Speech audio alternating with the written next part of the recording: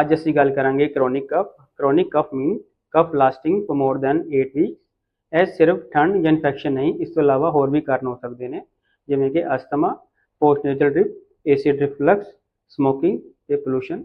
ਅਗਰ ਤੁਸੀਂ cough ਸਪਰੈਸ਼ਨ use ਕਰ ਰਹੇ ਹੋ ਔਰ ਤੁਹਾਡੀ ਖਾਂਸੀ ਬਾਰ-ਬਾਰ ਵਾਪਸ ਆ ਰਹੀ ਹੈ, then you are treating the symptom, note the ਅੰਡਰਲਾਈਂਗ cause. Chronic cough ਵਾਲੇ ਮਰੀਜ਼ ਨੂੰ ਹਮੇਸ਼ਾ ਹੀ ਕੁਝ ਵਾਰਨਿੰਗ ਸਾਈਨ ਦਾ ਧਿਆਨ ਰੱਖਣਾ ਚਾਹੀਦਾ ਹੈ, ਜਿਵੇਂ ਕਿ blood in cough, breathlessness and decreased weight. A simple test like chest X-ray and spirometry can make the diagnosis of chronic cough. Don't ignore the chronic cough. Chronic cough deserve evaluation.